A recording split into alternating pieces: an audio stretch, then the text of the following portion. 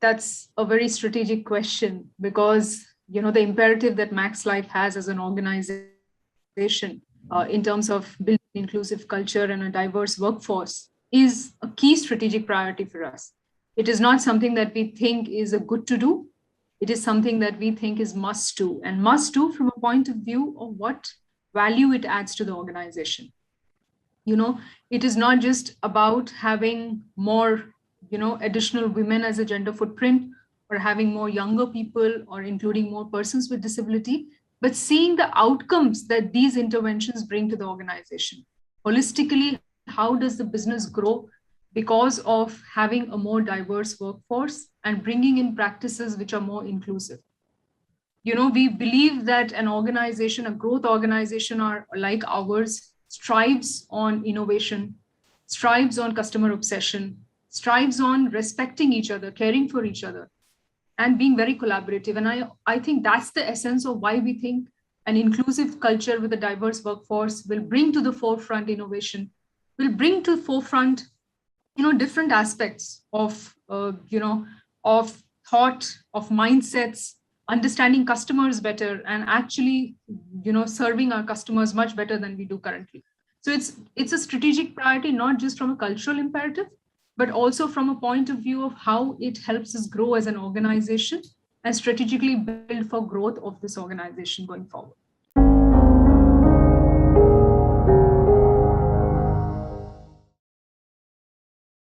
The inception of having a more focused efforts towards diversity and inclusion was about 3 years back. We started with a diagnostic in the organization to see what our footprint was, what was our baseline. And then we started to build on it. So we took baby steps in terms of defining our focus areas, what will be some quick wins, how do we go about garnering the attention of the organization to this agenda. So we planned that. So we had a leadership buy-in workshop where we actually disseminated our baseline and where we were as an organization. We built a vision for ourselves to say, where do we want to first grow? How do we want to build awareness? From 3 years back to now, Marlene, we have a very, very crisp framework on which we work. So right now it's about, we have a core framework, as we call it, which talks about how do we build capability for a diverse workforce? How do we bring about a cultural change in our, the cultural change in our framework by building in more diverse and inclusive workforce? We have organization capability, which is a backbone of sustaining our efforts on diversity and inclusion. Then we have our recruitment and retention to say, how do we augment our footprint of a diverse workforce? And then, of course, at the base of all of it is experience. How are we building an experience of our employees? How do they feel? Just by saying that we are a very diverse and inclusive place doesn't make sense. How do employees understand? How do employees feel? What are the changes that they're seeing in the workforce? And therefore, we now have a very strategic framework that we work on. So Richa, who leads this agenda along with me, actually works on how do we build the cultural tenets? How do we build the org capability? How do we augment our diversity footprint? And then how do we build our engagement and connect across the organization? So that really helps us actually take this agenda to the last mile very well.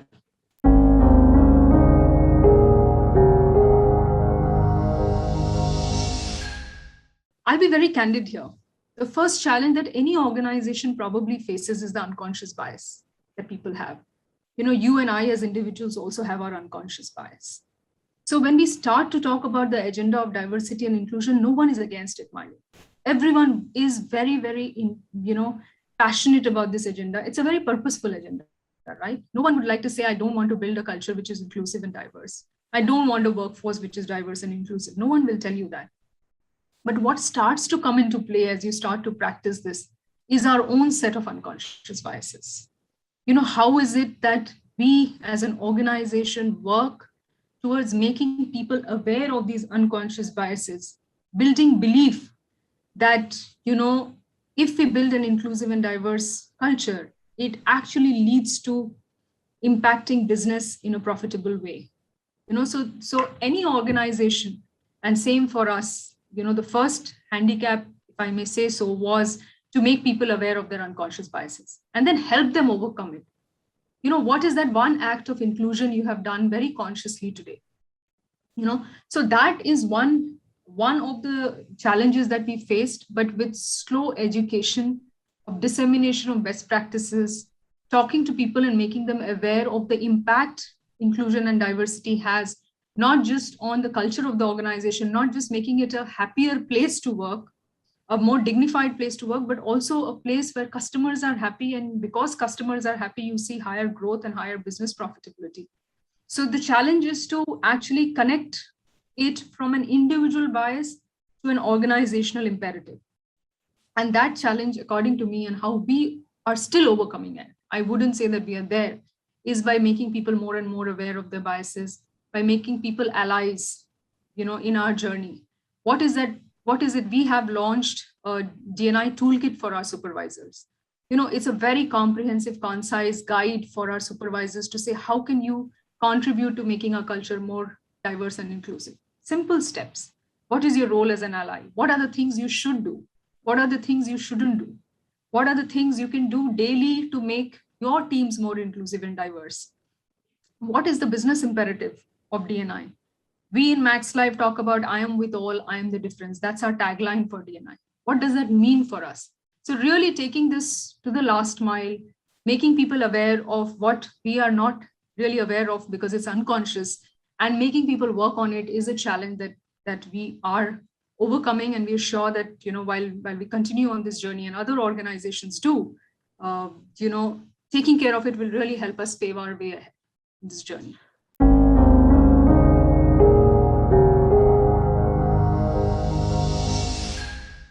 So we have actually institutionalized a governing council. So we actually have a diversity pyramid, as we call it. So we have at the base our employees.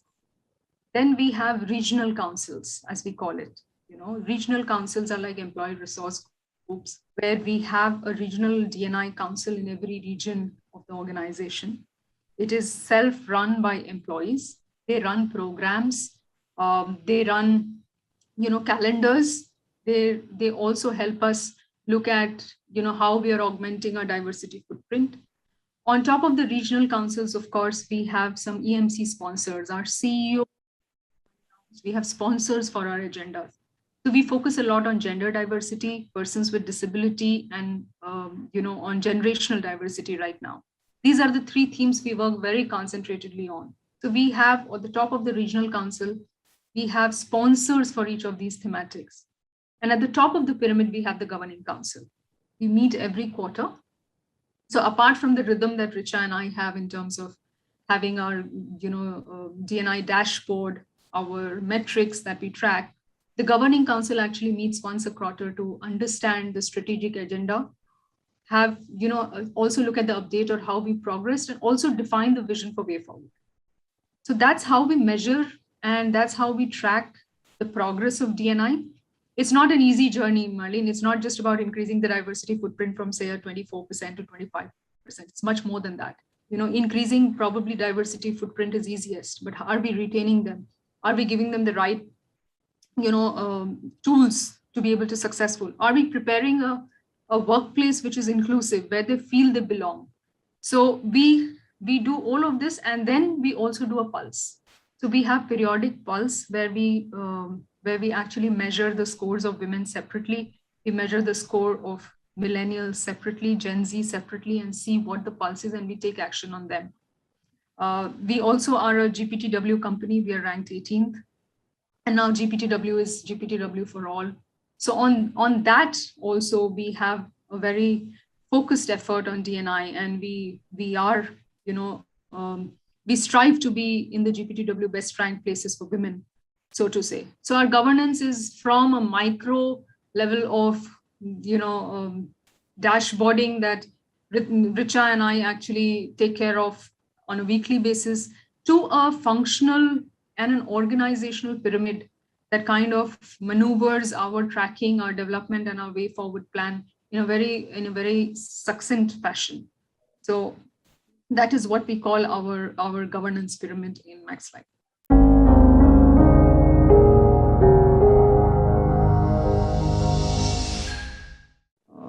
first thing is about building awareness. What is the meaning of diversity and what is the meaning of inclusion? Not the meaning in terms of words, but what it means in terms of ways of working, in terms of mindsets, in terms of behaviors, in terms of work practices. So first, building an awareness to say, what does diversity mean? You could get very polarized in an organization, Marlene, if you don't do the awareness well. If you're just talking about gender diversity, men could feel that all the attention is going to women. There could be cases like that. So building the awareness in the right fashion, talking about the right tenets of diversity, of inclusion, and what benefits it brings to the organization. Then talking about individuals and how individuals are actually, every individual in the organization is actually a part in the whole total, some total of all the individuals is what makes an organization. What's very important here is the mindset, and therefore organizations should focus on what mindsets are they building for the people. The second thing, and I think which is very important, and I have experienced this, is supervisory belief. We all know that people thrive and stay in organizations because of their bosses, or leave the organization most times because of their bosses. Yeah, so I think a very pivotal layer in the organization is supervisors. How do you build belief of supervisors that inclusion, diversity, and equity is an agenda? It is extremely important, not just for themselves or the businesses, but for the teams to perform superlative.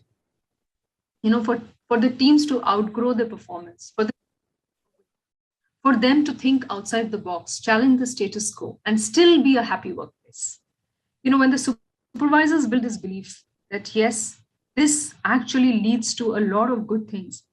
My diversity of thought in my team actually brings in more innovation. The diversity of thoughts and ideas actually leads to a healthy discussion, which leads to better ideation, better solutions, which of course fructifies into better customer interactions, better business outcomes. And when you have a culture where inclusion is practiced, but natural, the team is happy. Everyone feels included. Everyone feels that there is respect for each other. And I think, and the other part of augmenting the diversity footprint, if supervisors are sold in the game market, then automatically, you will see your gender footprint go up, your persons with disability footprint go up. So I think one is making the whole organization aware of the agenda. Two is enabling your supervisory layer on belief in D&I. And three, and most important, is having a sponsorship. Sponsorship is at the highest level to say this is a strategic agenda. Like for in Max Life, our sponsor is our CEO. We have the CPO and the head of legal compliance and regulatory affairs as our sponsors. It really helps because it actually disseminates the voice and the focus that the organization wants to have on D&I. So while I spoke about awareness at the baseline and then supervisors and the leaders, I think for an organization to build this, it has to start with the leadership steer on why it is a strategic agenda. Then build the belief of the supervisors to say it is a strategic agenda and this will not take shape till you all have given it shape and you all have practiced what needs to be done. And thirdly, make the entire workforce aware of what it brings forth for us as individuals and as an organization as a whole. So that would be me speaking from my experience on how we have progressed in the journey and is working well for us thus far. So those would be a few of the things that I would like to mention to other people who are embarking on this journey or are in this journey.